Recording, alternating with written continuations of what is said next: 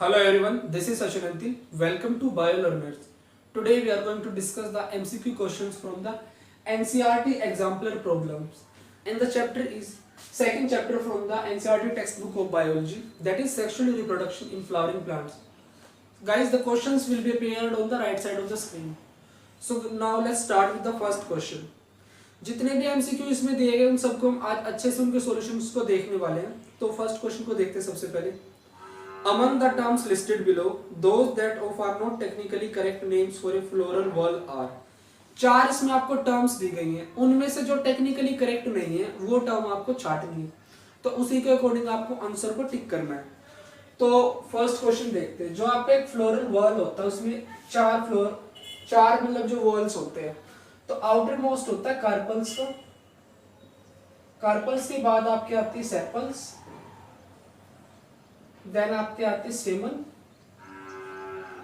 स्टेमन आपका male reproductive wall होता है. और फिर आती पिस्टिल और we can say carpel. Pistil या फिर हम बोलते हैं इनको कार्पल.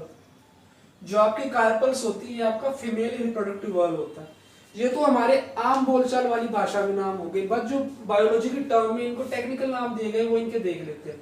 तो कार्पल्स को बोला जाता है कैलिक्स, सेपल्स को बोला जाता है कोरोला, मेल रिप्रोडक्टिव पार्ट को बोला जाता है एंड्रोइशियम, और जो आपका फीमेल वाला पार्ट है उसको बोला जाता है गाइनोशियम. तो आपको चार ऑप्शन दिए. इन चार में से देखो टेक्निकल नाम कौन कौन सा नहीं है. एंड्रोशियम आपका टेक्निकल नाम है, कार्पल आपका टेक्निकल नाम नहीं है, तो आपको सेकंड वाले ऑप्शन को कट कर दीजिए. फिर आता है कोरोला, कोरोला आपका टेक्निकल नाम है, और फिर लास्ट में आता है आपका सेपल. तो ये दोनों तो आपके टेक्निकल नाम हैं, और जो आपके ऑप्शन में एंड्रोशियम और सेपल दिया गया वो टेक्निकल नाम नहीं है. तो आपका आंसर हो जाएगा जिसमें फर्स्ट ऑप्शन हो और फोर्थ ऑप्शन हो. तो फर्स्ट और फोर्थ आपको किस में दिख रहा है? ए ऑप्शन में. तो आपका जो फर्स्ट क्वेश्चन है इसका आंसर हो जाएगा ए. फर्स्ट का है A. Now second question is embryo sac is to ovule as dash is to anther. देखो जो आपका ओव्यूल होता है उसमें आपका एम्ब्रियो सैक डेवलप होता है, मतलब एम्ब्रियो सैक ओव्यूल में डेवलप होता है. तो आपका जो एंथर होता है उसमें क्या डेवलप होता है? उसमें आपके पोलन ग्रेन्स डेवलप होते हैं. तो ज्यादा सोचने की जरूरत नहीं है, चार ऑप्शन दिए गए, पोलन ग्रेन वाला आपका आंसर हो जाएगा. तो जो आपका सेकंड क्वेश्चन है सेकंड का आंसर हो जाएगा सी, पोलन ग्रेन्स, क्योंकि जो आपके पोलन ग्रेन्स होते हैं वो एंथर में डेवलप होते हैं. Now third question. In a typical complete bisexual and hypogynous flower, the arrangement of floral whorls on the thalamus from the outermost to the innermost is. जो मतलब एक फ्लावर होता है आपका उसमें जो वॉल्स होते हैं चार वॉल्स में से दो तो आपके रिप्रोडक्टिव वॉल होते हैं, दो नॉन रिप्रोडक्टिव वॉल होते हैं. जो आपके ये वाले दो, these are your reproductive walls and these are two non reproductive walls. तो इनकी अरेंजमेंट पूछिए, सबसे बाहर कौन सा होता है उसके बाद कौन सा होता है. तो सबसे बाहर होता है आपका calyx, then corolla, androecium and gynoecium.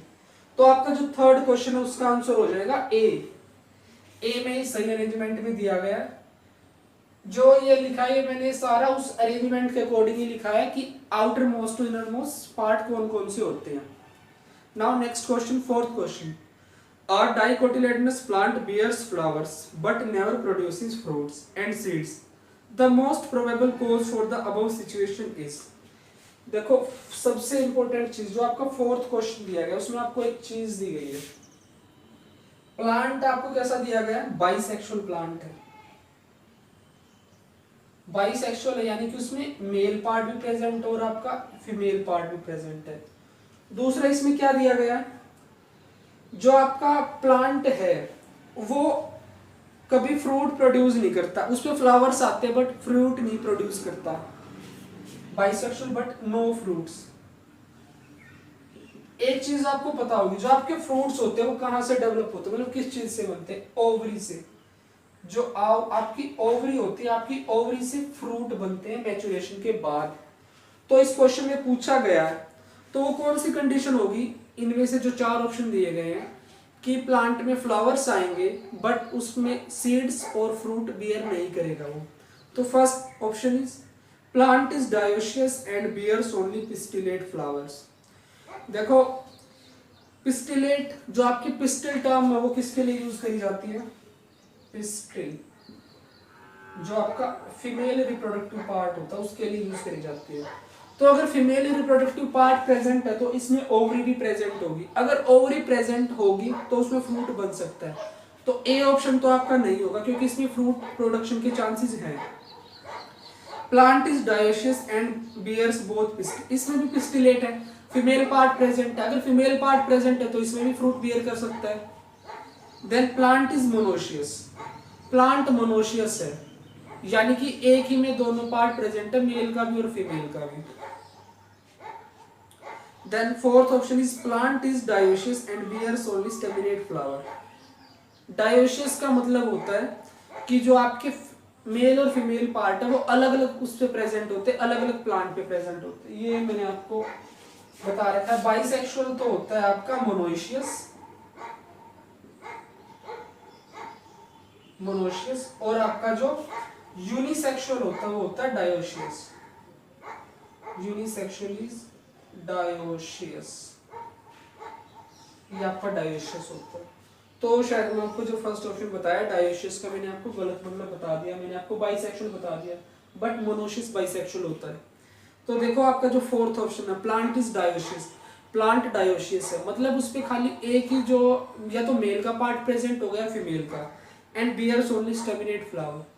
Dioecious यानी कि यूनिसेक्सुअल है और उस पे जो मेल के पार्ट है वो प्रेजेंट है, मतलब उसमें ना तो पिस्टिल प्रेजेंट है। अगर पिस्टिल प्रेजेंट नहीं है तो ओवरी प्रेजेंट नहीं है, ओवरी प्रेजेंट नहीं है तो फ्रूट नहीं बन सकता। तो यही फोर्थ वाली वो कंडीशन है जिसमें प्लांट के पास फ्लावर हो सकते हैं बट उसमें फ्रूट डेवलप नहीं होगा।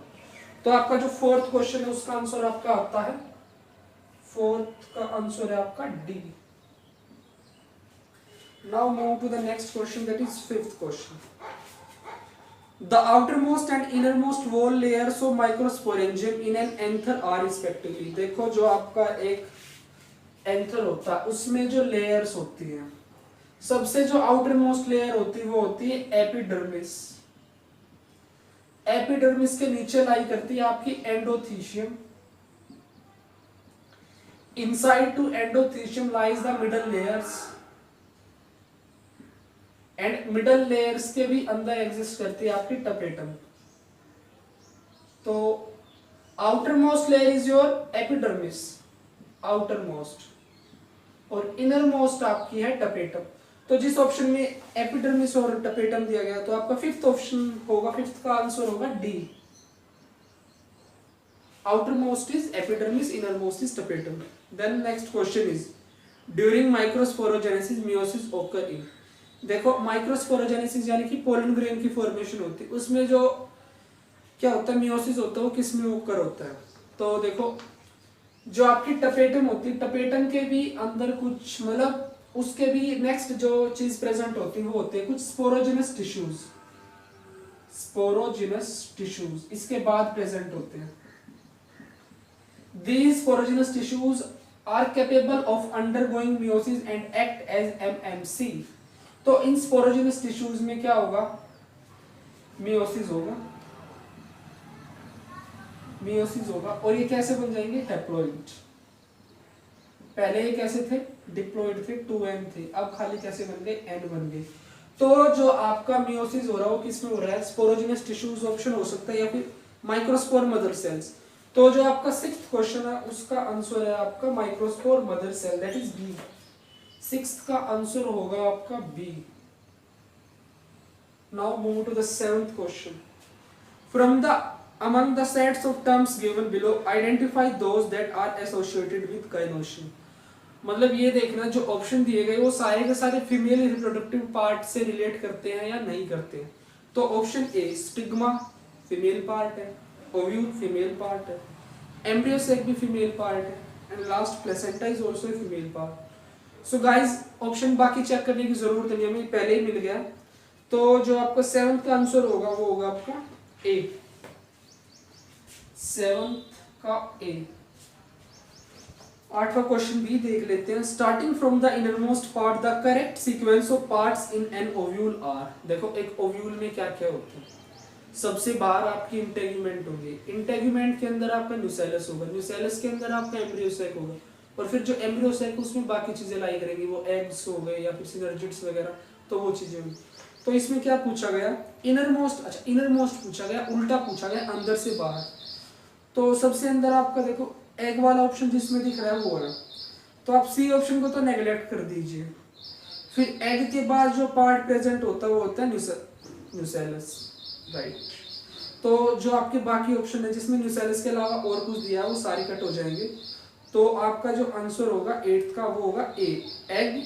एग के बाद आता है आपका न्यूसेलस, न्यूसेलस नहीं ये गलत है, ए नहीं होगा इसका। एग के बाद आपका एम्ब्रियोसैक आता है, क्योंकि जो आपका एग होता है वो एम्ब्रियोसैक में प्रेजेंट होता है। तो आपका ए आंसर, सी आंसर और डी आंसर कटते हैं, बी आंसर आपका सही है। सबसे अंदर एग प्रेजेंट होगा, एग भी किस में होगा, एम्ब्रियोसैक में, और एम्ब्रियोसैक के बाहर प्रेजेंट होगा न्यूसेलस, और न्यूसेलस के चारों मतलब कवरिंग्स होगी वो होगी इंटेग्यूमेंट्स। तो 8th का आंसर होगा आपका बी, 8th का बी। 9th क्वेश्चन देखते हैं। From the statements given below, choose the option that are true for a typical female gametophyte of a flowering plant. तो फर्स्ट ऑप्शन देख लीजिए, it is 8 nucleate and 7 cell at maturity, option बिल्कुल सही है। तो जो आपका अगर 9th क्वेश्चन में देखें, 9th क्वेश्चन में आपको 4 ऑप्शन दिए गए, first, second, third, fourth, 4 option दिए गए। तो फर्स्ट ऑप्शन में दिया गया जो आपका गैमेटोफाइट है वो 8 न्यूक्लिएटेड और 7 सेल्ड होता है, first option is very true, बिल्कुल सही है। Then second option is it is free nuclear during the development. देखो वैसे तो ये आंसर ऑप्शन सही है, सपोज करो आपको ये ऑप्शन समझ नहीं आ रहा है, मतलब याद नहीं है आपको, तो आप इसको मान के चलो ये हो सकता है, इसको हमने मान लिया ये हो सकता है, काटते नहीं है इसको, ना ठीक मानते। फिर जो थर्ड ऑप्शन आता है, it is situated inside the integument integument but outside the nucellus. Wow, क्या बताया इसमें, जो आपका गैमेटोफाइट है वो इंटेग्यूमेंट्स के तो अंदर है बट न्यूसेलस के बाहर है, ऐसा कभी नहीं हो सकता, क्योंकि जो आपका न्यूसेलस होता है, न्यूसेलस भी इंटेग्यूमेंट के अंदर होता है और न्यूसेलस के अंदर आपका गैमेटोफाइट होता है। तो आपका जो थर्ड ऑप्शन है वो आपका गलत है, इसको काट दीजिए। फिर जो आपका ऑप्शन आता है next, fourth, it has an egg apparatus situated at the chalazal end, ये भी गलत है, क्योंकि आपका जो एग एपरेटस होता है वो माइक्रोपाइल की तरफ होता है, तो आपका ये फोर्थ ऑप्शन भी गलत है। फिर आपको 4 ऑप्शन दिए गए, ए, बी, सी एंड डी। तो ए ऑप्शन में आपको फर्स्ट एंड फोर्थ दिया गया, ये ऑप्शन नहीं हो सकता, क्योंकि अपना जो फोर्थ वाला ऑप्शन है वो गलत है, तो ए ऑप्शन तो नहीं है। फिर दिया गया आपको it has an egg apparatus, B part में दिया गया सेकंड एंड थर्ड, देखो थर्ड भी अपना गलत है तो बी भी नहीं हो सकता है। फिर आपको दिया गया सी वाला पार्ट, इसके चांसेस है, क्योंकि फर्स्ट वाला अपना ठीक है और सेकंड वाले का भी आइडिया नहीं, तो इसको मान के चलते ये भी हो सकता है। तो उससे पहले डी ऑप्शन को देख लेते हैं, डी में वही दोबारा से फोर्थ पार्ट दे दिया, फोर्थ अपना गलत है तो डी ऑप्शन नहीं हो सकता, तो आपका आंसर आता है सी, 9th का आपका हो जाएगा C option. Now next 10th question, autogamy can occur in a chasmogamous flower if. देखो ऑटोगैमी क्या होता है, ऑटोगैमी होता है आपका सेल्फ पॉलिनेशन। सेल्फ पॉलिनेशन तो आप समझ रहे होंगे इजिली, पॉलिनेशन टाइप्स में सबसे सिंपल जो खुद सेल्फ पॉलिनेशन होता है, मतलब एक ही प्लांट के फ्लावर से उसी पे दोबारा मतलब पॉलन्स की एंट्री या फिर चले जाना, उसको बोलते हैं ऑटोगैमी। ऑटोगैमी बोले तो self pollination is self pollination. तो फर्स्ट क्लू तो आपको क्वेश्चन में दिया गया ऑटोगैमी का, आपका क्वेश्चन नंबर ये है 10। इन कॉस्मोगैमस फ्लावर, कॉस्मोगैमस फ्लावर और क्लिस्टोगैमस फ्लावर, क्लिस्टोगैमस फ्लावर वो होते हैं जो कभी खुलते ही नहीं, वो हमेशा बंद रहते हैं, ये पर कॉस्मो दिए गए खुलते ही वाले फ्लावर्स। ऑटोगैमी होने के लिए क्या चीज होनी जरूरी है, pollens mature before maturity of ovule, नहीं ये तो बिल्कुल गलत है, ए वाला आपका ऑप्शन नहीं है। ओव्यूल्स मैच्योर बिफोर, ये भी नहीं हो सकता है। सी ऑप्शन देखते हैं, both pollens and ovules mature simultaneously, ये है। ऑटोगैमी होने के लिए जो मेल और फीमेल पार्ट है दोनों का एक साथ मैच्योर होना जरूरी है, तो आपका जो सी ऑप्शन है वो बिल्कुल सही है। डी भी देख लेते हैं, both anther and stigma are of equal length. जो आपका एंथर है और जो आपका स्टिग्मा है उनकी इक्वल लेंथ होनी चाहिए, ये भी बिल्कुल सही है, ये ऑटोगोनी को सपोर्ट करता है। तो आपका जो 10th क्वेश्चन है उसमें आपके दो ऑप्शन सही है। 10th में आपका सी और डी दोनों सही दे रखे हैं। 11th क्वेश्चन देखते हैं। Choose the correct statement from the following. Cleistogamous flowers exhibit autogamy. Cleistogamous जो फ्लावर कभी खुलेगा ही नहीं, उसमें क्रॉस पोलिनेशन होने का तो चांस नहीं है, तो उसमें ऑटोगेमी ही होगी। तो आपका फर्स्ट क्वेश्चन ऑप्शन बिल्कुल सही है। बाकी भी देख लेते हैं। कास्मोगैमस फ्लावर एग्जिबिट जिटनोगेमी, ये भी सही है। Cleistogamous flower exhibit both autogamy and geitonogamy, ये आपका गलत है।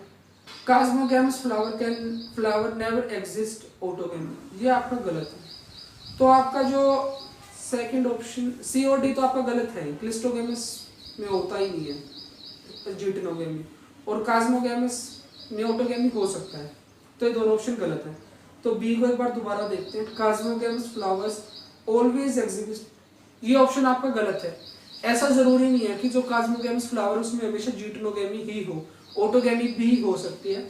तो आपका जो 11th क्वेश्चन है, 11th का आपका आंसर आता है A. It is not necessary that always geitonogamy will occur in जो इन कास्मोगैमस फ्लावर, या ये भी जरूरी नहीं है कि जो कास्मोगैमस फ्लावर है उनमें हमेशा ऑटोगेमी ही हो। ऑटोगेमी जिटनोगेमी दोनों हो सकती है कास्मोगैमस फ्लावर में। तो आपका फर्स्ट जो ए ऑप्शन है वो सही है। Cleistogamous flowers are those which never opens. Cleistogamous वो फ्लावर होते हैं जो रिमेन क्लोज्ड, बंद रहते हैं, रिमेन क्लोज्ड नेवर ओपन। अब कभी खुलेंगे नहीं, तो चांसेस ही नहीं है कि इनमें क्या हो जाए, जिटनोगेमी हो जाए। तो इसलिए इनमें हमेशा होती है ऑटोगेमी। तो आपका ए ऑप्शन सही है। 12th क्वेश्चन देखते हैं। A particular species of plant produces white non-sticky pollen in large number. देखो, and its stigma are long and feathery. The modification facilitate pollination by. Simple है यार, ना नेक्टर है ना कोई कलर का कुछ दे रखा है चक्कर, तो सिंपली एयर के लिए होगा। लाइट है ना, तो हल्के हैं, तो उनको इजिली जो हवा है उड़ा के ले जा सके अपने साथ। तो जो आपका 12th होगा उसमें आपका जो ऑप्शन होगा वो होगा एयर वाला। एयर आपका किसमें दे रखा है, विंड, एयर या फिर wind, that is C option. Now move to the 13th question. From among the situations given below choose the one that prevents both autogamy and geitonogamy. ना ऑटोगेमी और ना जिटनोगेमी है। ऑप्शन देख लेते हैं। Monoecious plant bearing unisexual flowers. Monoecious वो होता है जिसमें दोनों फ्लावर प्रेजेंट होते हैं, इसमें ऑटोगेमी भी हो सकती है, जिटनोगेमी भी हो सकती है। Dioecious plant bearing only mail और फीमेल पार्ट, ये वाला ऑप्शन मुझे सही लग रहा है, क्योंकि जो आपके डायोशियस प्लांट होते हैं उनमें अगर मेल या फीमेल पार्ट होगा तो उनमें ऑटोगेमी तो हो नहीं सकती, क्योंकि एक स्पेसिफिक प्लांट में अगर एक ही पार्ट है तो उसको पोलिनेशन के लिए तो दूसरा जो चीज़ है वो भी चाहिए ना। मतलब अगर किसी प्लांट पे सिर्फ आपका फीमेल वाला ओवरी वाला पार्ट प्रेजेंट है तो उसको पोलन तो बाहर से चाहिए ना पोलिनेशन के लिए, तो ये आपका ऑप्शन सही है। फिर सी ऑप्शन देखते हैं। Monoecious plant with bisexual flowers. Monoecious plant है यानी कि दोनों एक बाइसेक्सुअल प्लांट है, बाइसेक्सुअल फ्लावर्स हैं उसपे, तो उसमें ऑटोगेमी हो सकती है, जिटनो के भी चांस है। डायोशियस प्लांट, इस पे भी चांसेस है। तो आपका 13th का ऑप्शन होगा बी। 13th का होगा आपका बी। 14th क्वेश्चन देखते हैं। In a fertilized embryo sac the haploid diploid and triploid structure are. देखो ज्यादा सोचने की जरूरत नहीं, एक चीज सबको याद रहती है, ट्रिप्लॉइड स्ट्रक्चर जरूर याद रहेगा आपको। वो होता है आपका ट्रिप्लॉइड प्राइमरी एंडोस्पर्म न्यूक्लियस, जिसमें एंडोस्पर्म न्यूक्लियस नहीं, उन ऑप्शंस को काट दीजिए, बी और डी आपका कट हो जाएगा, तो आपका सिर्फ ऑप्शन ए और सी रहता है। फिर डिप्लॉइड स्ट्रक्चर आपका होता है जाइगोट, जिसमें जाइगोट नहीं है वो ऑप्शन कट, सी भी आपका कट हो गया। जो ओनली आपका ऑप्शन बचता है वो 14th का ए। तो आपका जो 14th क्वेश्चन है उसका हो जाएगा ए पार्ट। 15th क्वेश्चन देखते हैं। In an embryo cell the cells that degenerate after fertilization are. Fertilization के बाद आपके कौन से सेल डीजनरेट हो जाते हैं, वो आपके सिनर्जिड्स और एंटीपोडल्स होते हैं। तो आपका जो 15th क्वेश्चन है उसका ऑप्शन हो जाएगा B. Now move to the 16th question. While planning for an artificial hybridization program involving dioecious plant, which of the following steps would not be relevant? Dioecious plant है यानी कि unisexual plant है, तो unisexual plant है तो उसमें किस चीज की जरूरत नहीं होगी? बैगिंग ऑफ फीमेल फ्लावर उसकी जरूरत होगी, ये प्रोसेस में स्टेप आएगा। डस्टिंग की भी जरूरत होगी। अगर मान लीजिए वो यूनिसेक्सुअल प्लांट अगर उसमें खाली फीमेल पार्ट प्रेजेंट है तो पोलन्स उसको डस्ट करके बाहर से ही तो देने पड़ेंगे, डस्टिंग करनी पड़ेगी पोलन्स, ये स्टेप भी जरूरी है। ई मैस्कुलेशन, यार देखो जो ई मैस्कुलेशन का स्टेप है ना वो सिर्फ इसीलिए करा जाता है ताकि अगर फ्लावर बाइसेक्सुअल है तो उसको यूनिसेक्सुअल बना सके। पर जो आपका क्वेश्चन उसमें आपका फ्लावर पहले से यूनिसेक्सुअल दिया गया तो आपका जो सी ऑप्शन है वो जो सी स्टेप दिया गया ई मैस्कुलेशन का वो इररेलेवेंट है, उसकी कोई जरूरत नहीं होगी। फिर भी डी ऑप्शन देख लेते, कलेक्शन ऑफ पोलन, ये स्टेप चाहिए अभी। तो 16th का आपका ऑप्शन होता है सी, 16th का C. Now move to the 17th question. In the embryos of a typical dicot a grass true homologous structure are. Simple question है, ज्यादा सोचने की जरूरत नहीं है। कोटिलेडन्स और स्क्यूटेलम जो आपके स्ट्रक्चर्स होते हैं वो होमोलोगस होते हैं। तो 17th का आपका हो जाएगा C option, that is cotyledons and scutellum. Now 18th question. The phenomena observed in some plants wherein parts of sexual apparatus is used for forming embryos without fertilization। देखो इंपॉर्टेंट चीज दी गई कंडीशन वो है आपकी without fertilization, without fertilization, fertilization नहीं हो रहा है और उससे बन क्या रहा है आपका एम्ब्रियोज बन रहे हैं। तो without fertilization formation of seeds या फिर एम्ब्रियोज, या फिर कंडीशन हो सकती है विदाउट फर्टिलाइजेशन बन जाए आपका फ्रूट। तो इन दोनों कंडीशंस के लिए अलग अलग नाम दिए गए हैं। अगर विदाउट फर्टिलाइजेशन सीड बनता है तो उसको बोलते हैं एपोमिक्सिस। अगर विदाउट फर्टिलाइजेशन फ्रूट बनता है उसको बोलते हैं parthenocarpy. This is your parthenocarpy. तो आपका जो ऑप्शन होगा 18th का होगा बी, क्योंकि इसमें आपका एम्ब्रियो बन रहा है। तो 18th ऑप्शन का हो जाएगा आपका B option, that is apomixis. 19th question देखते हैं। In a flower if the megaspore mother cell forms megaspore without undergoing meiosis and if one of the megaspore develop into an embryo its nuclei would be. यार इसमें बोला गया है जो आपका MMC है उसमें अगर मियोसिस ना हो तो क्या होगा? देखो जो आपका एमएमसी होता है वो डिप्लॉइड होता है, 2n होता है। अगर उसमें मियोसिस नहीं होगा तो हैप्लॉइड नहीं बनेगा, तो डिप्लॉइड ही रह जाएगा। तो इसका आपका आंसर होगा बी, डिप्लॉइड। 19th का हो जाएगा आपका बी, डिप्लॉइड। 20th क्वेश्चन, ये वही क्वेश्चन आ गया जो अभी भी समझाया गया आपको। The phenomena wherein the ovary develops into a fruit without fertilization is called as, अभी बताया पार्थिनोकार्पी। तो आपका जो 20th क्वेश्चन हो जाएगा उसका आंसर होगा आपका ए। सो गाइस एमसीक्यू वाला पोर्शन आपकी एनसीईआरटी की जो एग्जाम्पलर प्रॉब्लम है उसमें इतना ही था, 20 क्वेश्चन दिए गए। अगर आप इनको अच्छे से लगा लेते हो आपके कॉन्सेप्ट क्लियर होंगे, आपकी रिकैप्चुलेशन होगी, पता चलेगा आपका कौन सा पॉइंट वीक है। देखो जो ये क्वेश्चन होते हैं कुछ इस तरह से सेट होते हैं, चैप्टर में इंडिविजुअली कहीं से भी उठा के रख दिए जाते हैं। तो अगर आप इनको करते हो तो आपको क्या काफी बेनिफिट होने वाला है, क्योंकि जो भी आपके एंट्रेंस एग्जाम होते हैं, चाहे वो आपका ग्रेजुएशन के लिए एंट्रेंस एग्जाम हो किसी लाइफ साइंस के कोर्स में, या फिर जो आप नीट वगैरह देते हो एम्स जिपमर वगैरह में भी इसमें से डायरेक्ट क्वेश्चन आते हैं। यहाँ तक कि जो एनसीईआरटी एग्जाम्पलर प्रॉब्लम में स्टेटमेंट दी गई है, ना तो स्टेटमेंट का एक वर्ड भी चेंज करा जाता है, ना ही ऑप्शंस को बदला जाता, आगे पीछे तक भी नहीं करा जाता, एज इट इज उठा के दे देते हैं। तो एनसीईआरटी एग्जाम्पलर प्रॉब्लम आपके लिए करना उतना ही जरूरी है जितना कि आप एनसीईआरटी की टेक्स्ट बुक वैसे स्टडी करते हो। तो उम्मीद करता हूँ जितने क्वेश्चन आज आपको समझाए गए समझ में आए होंगे। If you have any doubt then you can ask me in the comment section. Thank you for watching me carefully. Stay tuned for the next one.